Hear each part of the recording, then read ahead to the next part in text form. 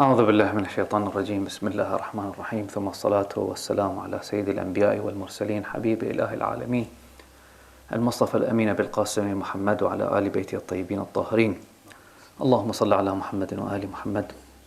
قال الله العظيم في محكم كتابه الكريم أعوذ بالله من الشيطان الرجيم بسم الله الرحمن الرحيم ولنبلونكم بشيء من الخوف والجوع ونقص من الأموال والأنفس والثمرات وبشر الصابرين الذين إذا أصابتهم مصيبة قالوا إنا لله وإنا إليه راجعون آمنا بالله صدق الله العلي العظيم.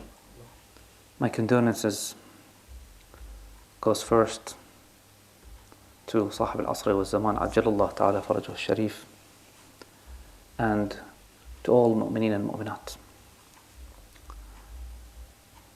Today we commemorate the martyrdom of Imam Musa ibn Ja'far Salamullahi alayhi.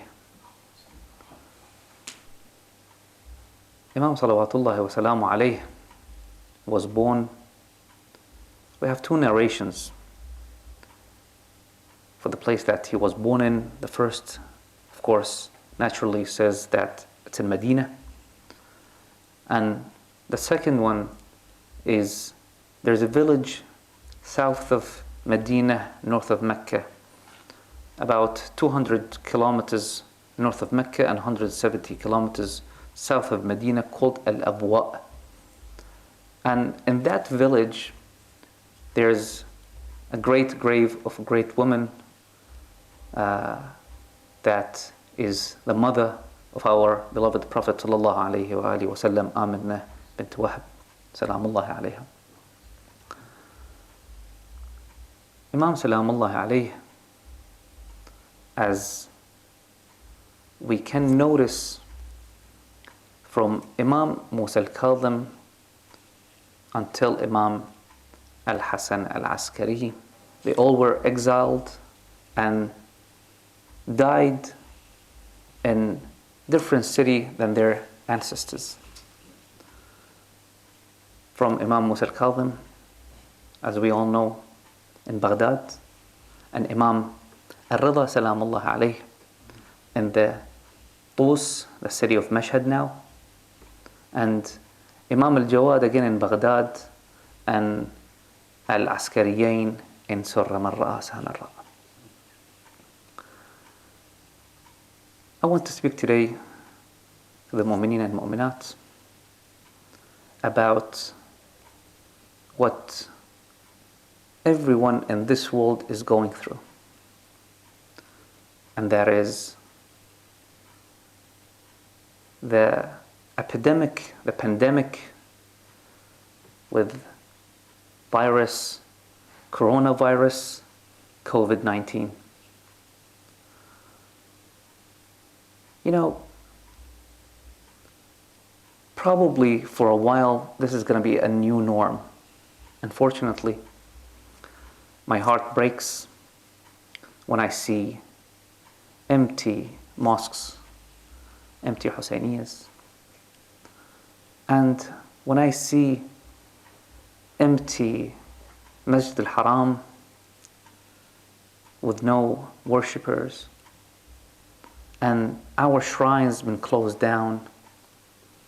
And that is all, of course, for the protection of Muslims and the followers of Ahlul Bayt Salamullah alayhim ajma'in. But still, that's heart-aching, and hopefully this will soon go away. First of all, I want to emphasize on following the instructions of health professionals. And that is, of course, they are matching and going alongside our religion and our faith. For example, an-nadafatu min al-iman, that being clean is a part of our faith. We cannot start even worshipping without washing ourselves. We cannot worship without doing ghusl. We cannot worship with a najis clothing. So all that is according with Islam. So that's why it's very important to keep a safe distance and be very vigilant and don't be reckless. But here Imam Amir al-Mu'mineen Ali ibn Abi Talib salawatullahi wa salamu alayhi says, الدهر يومان يوم لك ويوم عليك, that this world, this life is consistent of 2 days. One is for you and one is against you. So when it's for you, don't be reckless. Don't be proud. You know, we take things for granted, brothers and sisters. You see, we think this life will stay the same. It won't change. You will not go through change. You have your beautiful life. You have, all this freedom of roaming around. But that changes in a split of seconds sometimes. We take things for granted. Like, imagine, who would have thought a year ago that even going outside, it's gonna be dangerous for some people.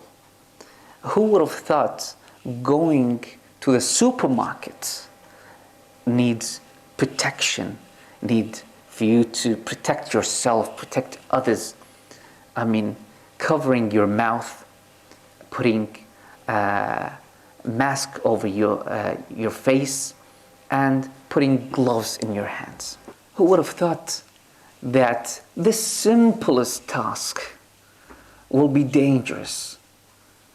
Who would have thought that he will be confined without committing any crime in self-isolation and in another word probably self-prison?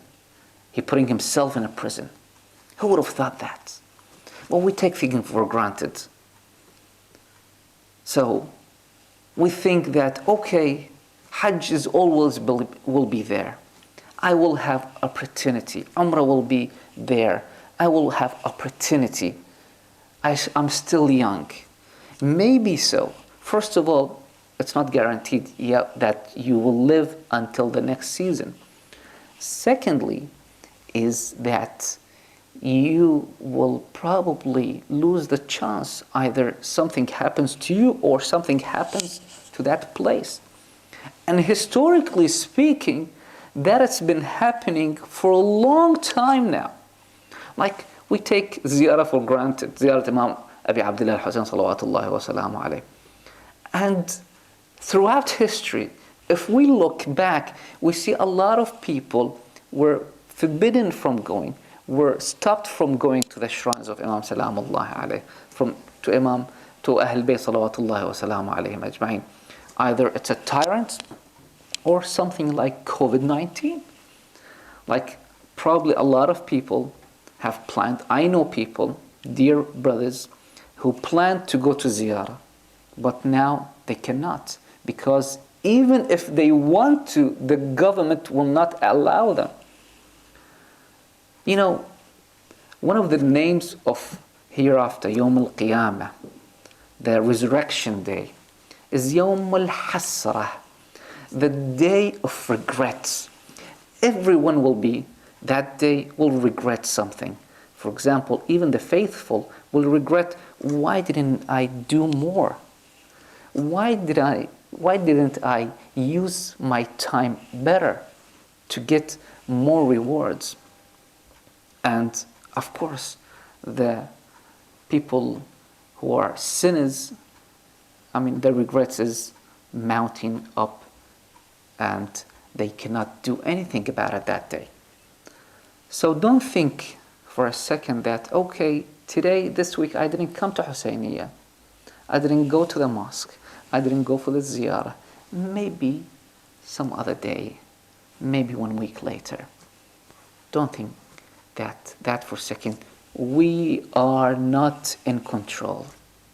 We're not. Allah subhanahu wa ta'ala is. And we saw that, people, rich government, powerful government with nuclear weapon, they are standing still. You see, the streets are deserted. You see some monuments, some places that it's empty. So remember this, inshallah, when this pass, take more from this life to hereafter. This is my first point. My second one is, please don't hoard. I'm talking to non-Muslim about this issue. Yet alone Muslim, yet alone someone who is a follower of Ahlul Bayt salawatullahi wa salam alayhi. We have that in Quran. If I claim to love Ahlul Bayt salawatullahi wa salam alayhim ajma'in, I go to Surah Al-Insan, Surah Al-Dahr. إنما نطعمكم لوجه الله لا نريد منكم جزاء ولا شكورا. Ahlul Bayt didn't hoard. Nabi sallallahu alayhi wa sallam, our beloved Prophet sallallahu alayhi wa sallam, didn't keep anything for himself. And we have all this. Sometimes what you're doing here, it's hurting yourself. You know how? Because we live in the same country. We live on the same planet. If there's a shortage here, there will be problems. Governments, people do not understand this. But when there's shortage in one place, there will be problems. That will connect to you eventually. You will spend more on your protection. And you will spend more for what? To reserve this. If you would have shared, truly, sharing is caring. I was really disgusted the other day. I saw this clip of this guy showing off how much he hoarded in his house, how much food. Truly, he can survive an apocalypse years with this. He can feed a small village, and yet he's hoarding. Stop being selfish. That's not the teaching of Islam. That's not teaching of Ahlul Bayt salamullahi alayhi, and that is not the teaching of any reasonable human being. Yes, I understand. Sometimes you will keep, maybe a little bit more. It depends on your faith, of course, your faith in Allah subhanahu wa ta'ala. Maybe you put something more aside, some more rice probably, some pasta, some cans, a little bit. But to hoard with no reason, with this fear, there is no excuse whatsoever. The third point is helping others. Ahlul Bayt salamullahi alayhim ajma'in, what they did is, they shared what they have. No, they gave what they have. Like in Surah Al-Dahr, when they were fasting, Imam, Amir al-Mu'mineen, Fatima al-Zahra salamullahi alayha, and Imam Hassan and Hussein salamullahi alayhim, even though they were little kids, their age of course, but they gave their own food. One day, إنما نطعمكم لوجه الله لا ويطعمون الطعام على حبه مسكينا, first to a poor person, then yatiman, then to an orphan, the third asira, someone who is not even Muslim, is a prisoner, they give their food to. I'm not telling you to do that, of course, but helping in the time of need, Allah subhanahu wa ta'ala will help you. Allah subhanahu wa ta'ala will look upon you that, okay, this is my servant. Even in the time of need, he gave. So Allah subhanahu wa ta'ala, what he says in Quran, that you will get rewards when you give something that you love, that you want. Allah subhanahu wa ta'ala says, لَن تَنَالُوا الْبِرَّ حَتَّى تُنْفِقُوا مِمَّا تُحِبُّونَ. That you will not get reward. Don't give the leftovers. He's a human being. Would you like to receive leftovers? No. Give something that you as well love. Help your relatives. Of course, that's the priority. Then help others, other human beings. Doesn't matter if he's a Muslim or not. It doesn't matter, especially in these times. This is a dire time. This virus is wreaking havoc in the world, creating chaos. You bring some stability to that chaos. Bring some sanity. There's an outbreak now of immorality. We see that all around us. We see that in the video clips. There's an outbreak of selfishness. Calm down and trust in Allah subhanahu wa ta'ala and help others so Allah subhanahu wa ta'ala helps you in your time of need. Allah subhanahu wa ta'ala is a loving giving. But sometimes we forget Allah subhanahu wa ta'ala. This is my fourth point. We have some distance from Allah subhanahu wa ta'ala. We forget Allah subhanahu wa ta'ala. And Allah subhanahu wa ta'ala says to us, Allah subhanahu wa ta'ala tells us, that if you اذكروني أذكركم, mention me, I will mention you, I will remember you. If you forget Allah subhanahu wa ta'ala, of course Allah is all merciful. Sometimes He even help the people who just remember Him in their time of need. Allah subhanahu wa ta'ala is all merciful. وَلِلَّهِ الْحَمْدِ. اذكرني في الرخاء أذكرك في الشدة. This is the time of shiddah. This is the time of hardship. Remember me in the time that you're all comfortable. I will remember you in this time. But still we have time. Until we are alive, we have time. We have time to remember Allah subhanahu wa ta'ala. Going back to Allah subhanahu wa ta'ala. This is the month of Rajab. The month of Rajab is the month of Allah subhanahu wa ta'ala. The month of Sha'ban is the month of Rasulullah. And the month of Ramadan is the month of this ummah. So in this month of Allah subhanahu wa ta'ala, let's go back to Allah subhanahu wa ta'ala. Where else can we go? Where else can we go? That firru minhu ilayh. We escape from His wrath to Him. There is no refuge. There is no place to go but back to Allah subhanahu wa ta'ala. So in this month, what we should do is to go back to our faith. Going back to reading Quran, take the Quran out of the shelf, dust it before month of Ramadan. Some people, they read through the Quran just in the month of Ramadan. We are like in a boot camp now, preparing for the month of Ramadan, preparing for Layali al-Qadr. So let's from now prepare for what? For Shahr Ramadan. Let's go back to Quran. Let's go back to Ahl Bayt Salamullah alayhim. I know, of course, there's some of you, they have still work to do, but the people who are at home, self-isolating themselves, they have plenty of time on their hands, alhamdulillah rabbil alameen. So what they should do is to learn more, to do more, to worship more. So that's how we go back to Allah subhanahu wa ta'ala. And Allah subhanahu wa ta'ala will, insha'Allah,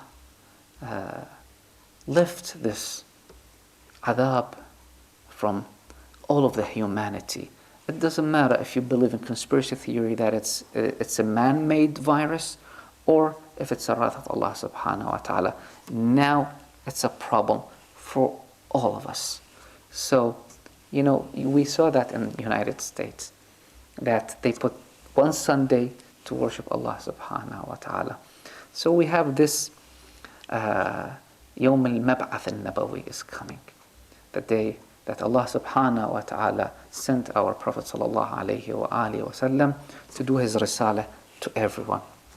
So at this day, let's all fast for Allah subhanahu wa ta'ala, for the sake of Allah subhanahu wa ta'ala, just for that. There's a lot of rewards, of course. It's like you are fasting. One narration says 60 years, one other narration says 70 years. But this particular day, in the month of Rajab, we ask Allah subhanahu wa ta'ala to forgive us. We ask Allah subhanahu wa ta'ala to show us His mercy. We ask Allah subhanahu wa ta'ala, yes, we know that we have sinned. Yes, we confess that we have sinned. Yes, we know how bad we are.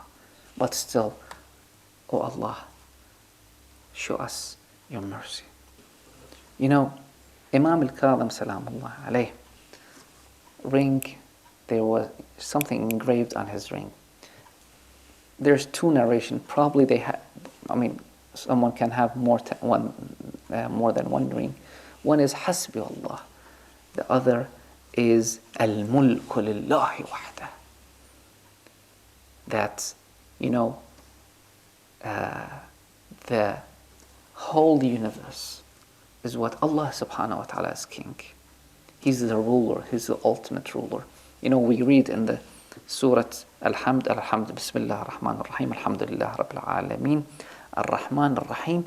There is two ways of recitation.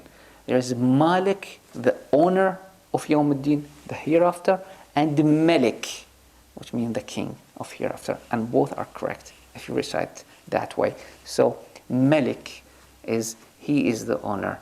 We go back, inshallah, to Allah subhanahu wa ta'ala and asking Allah subhanahu wa ta'ala for forgiveness, which brings me to my next point.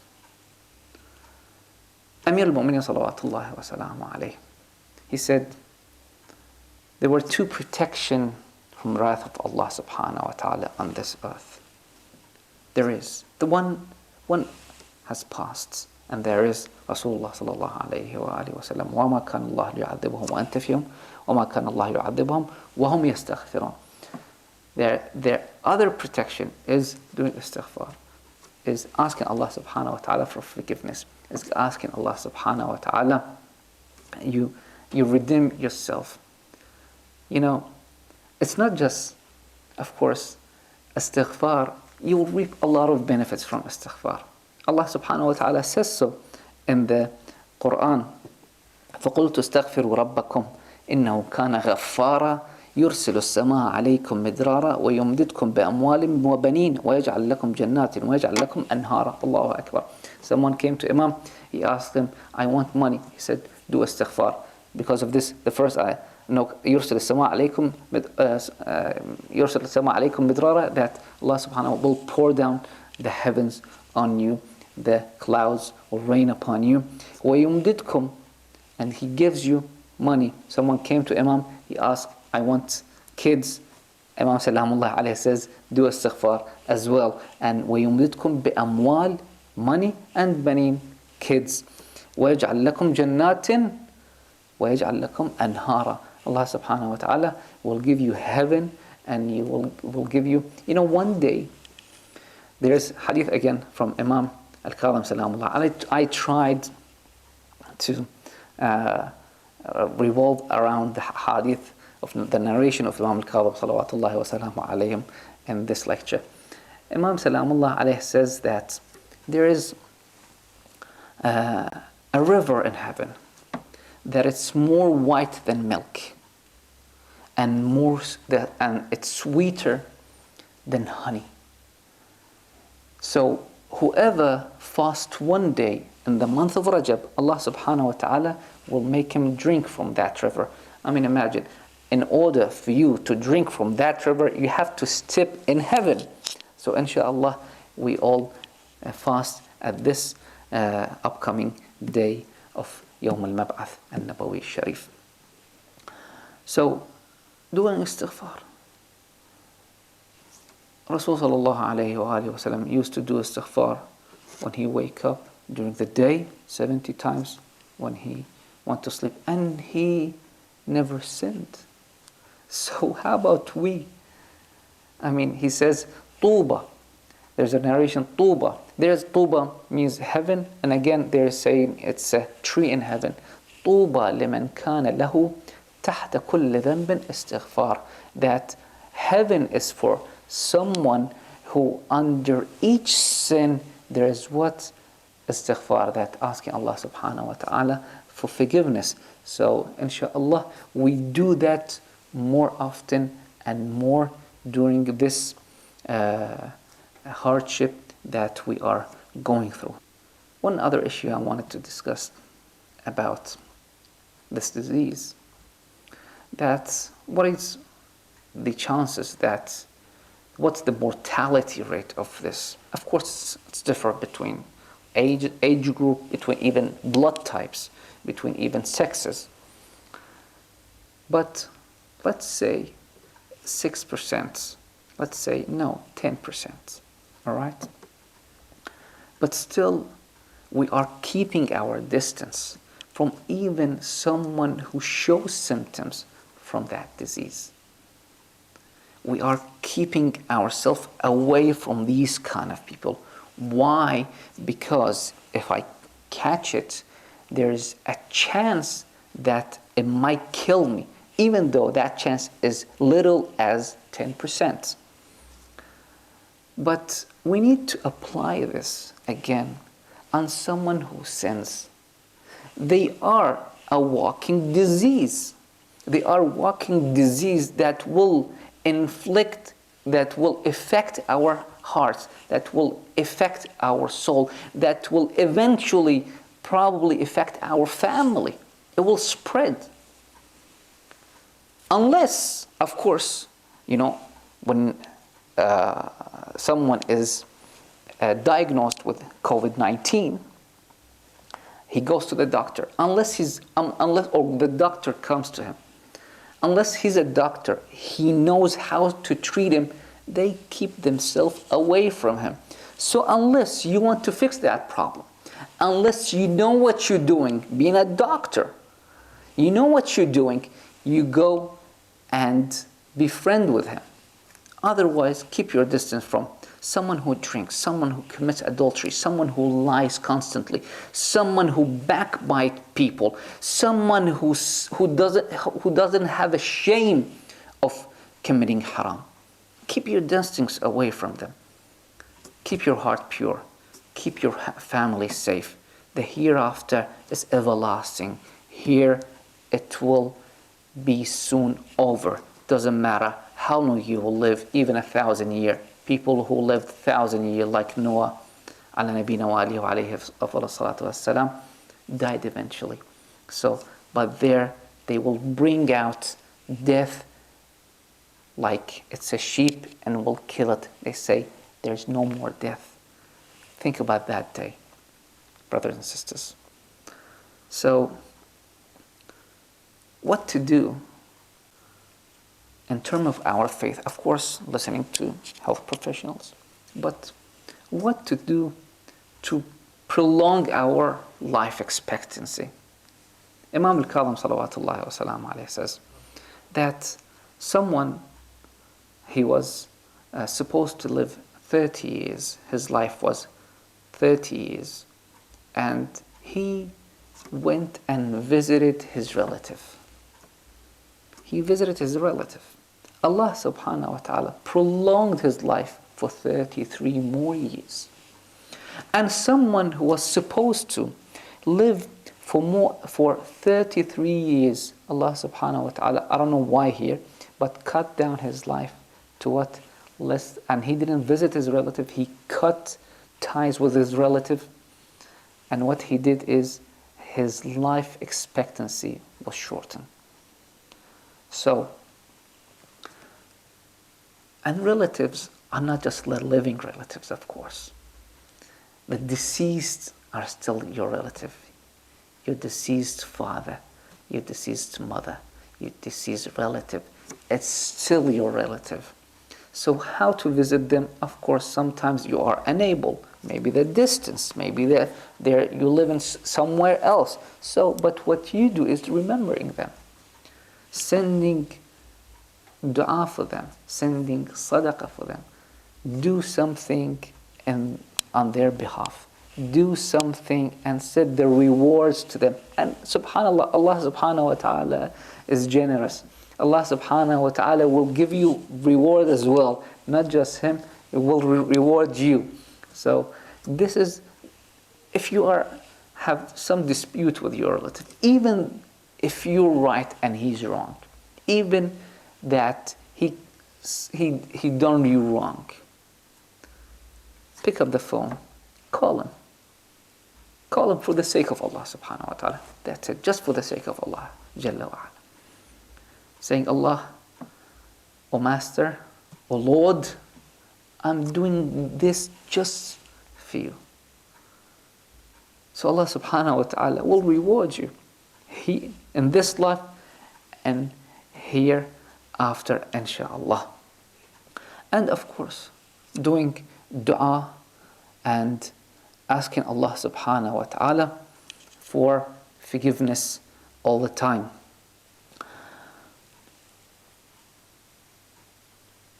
Imam Al-Kazim salamullah alayhi, he asked Allah subhanahu wa ta'ala, when he told Allah subhanahu wa ta'ala, when he was thrown in jail, of course he was thrown in different jails. First, the jail of someone by the name called Isa in the city of Basra. He was there for a while. Then he was thrown in several different prisons in the city of Baghdad.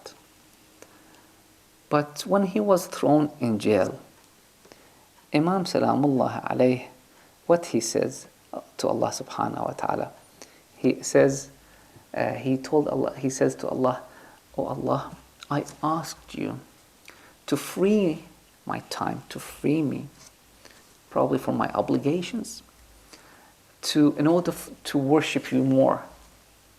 And you did that." Imagine that Imam salamullah alayhi was in jail. And he says, فَلَكَ الْحَمْدُ عَلَى ذَلِكَ. Oh Allah, thank you for that. He says to Allah, thank you for that.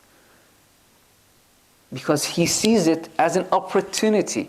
He sees it as something good, because he is now free to do dua and worship Allah subhanahu wa ta'ala. One day, Harun alayhi la'anullah, may Allah curse and damnation be upon him, he was in his castle overlooking his prison. He saw, every time he goes there, probably he enjoyed that, because it's been like going on for him. And his prison, apparently, they didn't have ceiling, they didn't have a roof for the prisoner to be exposed to the elements.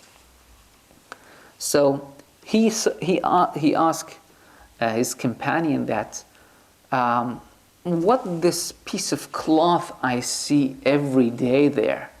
Like, it's been there all the time. And he says to Harun that that's not piece of cloth. That's Musa ibn Ja'far. That he's worshipping Allah subhanahu wa ta'ala. It starts from the night till the dawn. And he does sujood from the dawn till the noon. Harun didn't like that. So what he did, he threw him in a much worse jail. He threw him in a dungeon. You know, brothers and sisters, what that dungeon looked like, it looks like a well, an L-shaped well.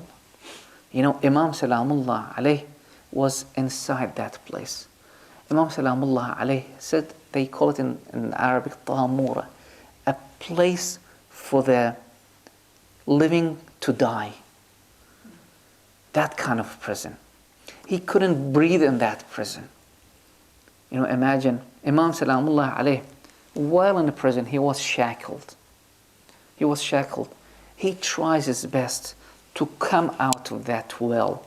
He comes out from that dungeon, and all of a sudden, Sindi ibn Shahik alayhi la'anullah, his prison, the warden, he hears the shackles during the night, because Imam comes just to take a breath, to breathe, because he can't breathe down there.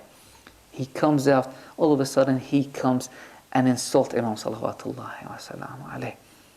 So Imam here, his tone changed, his dua have changed. He asked Allah subhanahu wa ta'ala to save him. Oh Allah, please save me from this prison of Harun. And the scholars say here, he asked Allah subhanahu wa ta'ala to save him because it was hard for him to worship anymore. He couldn't differentiate between day and night. He couldn't stand up in that prison. He was shackled. So he asked Allah subhanahu wa ta'ala to free him. One of his companions, Ali ibn Suwaid, his name was, came to visit Imam salamullahi alayhi. He says to Imam, "O Aba Hassan, O Musa ibn Ja'far, O our master, O our Imam, متى الفرج? When is the faraj? When we will be relieved?" Imam salamullahi alayhi says that in few days. He says, when? Where? He says, on Friday day, on the Jisr of Baghdad, on the bridge of Baghdad. He was so full of joy. You know, imagine someone who was promised the faraj of Imam, to see his master, to see his Imam salamullahi alayhi. Oh, Imam Sahab al-Asri wa Zaman, we yearn to see you. Ya Hujjat ibn al-Hasan, ajil dhuhurak. Oh, hasten, Ya Hujjat ibn al-Hasan, your reappearance. So Imam salamullahi alayhi was during that day, he was poisoned by Sindi ibn Shahik. He was given poison inside the date. He ate that. He felt the poison filling his body, going through his body.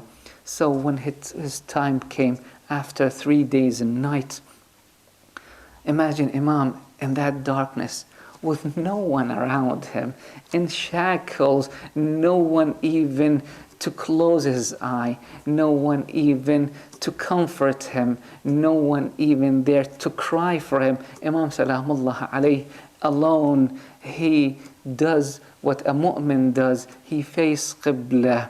He says the Shahadatain, Ashhadu an la ilaha illallah wa ashhadu anna Muhammadan Rasulullah, and his soul leave his body. This was the end? No, it wasn't. They took the Imam Salamullah alayhi, put him on the Jisr of Baghdad. Ali ibn Suwaid, all the Shia coming around, waiting for their Imam Salamullah alayhi. All of a sudden they saw four people coming and calling out, Hada Imam al-Rafida. This is the Imam of Rafida. Come and see him, he died. And they come weeping for their Imam Salamullah alayhi. Sulaiman ibn Mansur, the uncle of Harun al-Rashid alayhi la'inullah, hears this people coming, hears these people crying. He comes down, he asks, what's going on? They say Musa ibn Ja'far has died. He says, leave these to us. And he gathers everyone on the Jisr of Baghdad, on the bridge of Baghdad. He gathers everyone, that he says, هذه جنازة الطيب ابن الطيبين. This is the janazah, the good from the good people. And all the people come, they weep, they do the tashyi' of Imam Salamullah alayh. But wayli alayka ya Aba Abdullah, leaving Aba Abdullah and that stage, in that status in Karbala, on the Ramdha of Karbala, and the plain of Karbala, people weren't crying for Imam. They weren't weeping for Imam. No, they were cheering. They were laughing. Did they do this? No. Just they did more? Yes, of course. They came with their horses, stamping on the Imam Salamullah alayhi chest while Sayyidah Zainab Salamullah alayha looking. Inna lillahi wa inna ilayhi raji'un. وسيعلم الذين ظلموا آل بيت محمد أي منقلب سينقلبون والعاقبة للمتقين. We ask Allah subhanahu wa ta'ala, Bab al-Hawaj, the door which Allah subhanahu wa ta'ala answers when it's knocked. We ask Allah subhanahu wa ta'ala to relieve the humanity from this disease. We ask Allah subhanahu wa ta'ala to show us His mercy. We ask Allah subhanahu wa ta'ala by the name of Imam Musa al-Ja'far, Ya Abul Hasan, Ya Musa ibn Ja'far, Ya Abul Hasan, Ya Musa ibn Ja'far, أيها الكاظم يا ابن رسول الله, يا حجة الله على خلقه, يا سيدنا ومولانا, إنا توجهنا واستشفعنا وتوسلنا بك إلى الله وقدمناك بين يدي حاجاتنا, يا وجيها عند الله, اشفع لنا عند الله, يا وجيها عند الله, اشفع لنا عند الله, يا وجيها عند الله, اشفع لنا عند الله.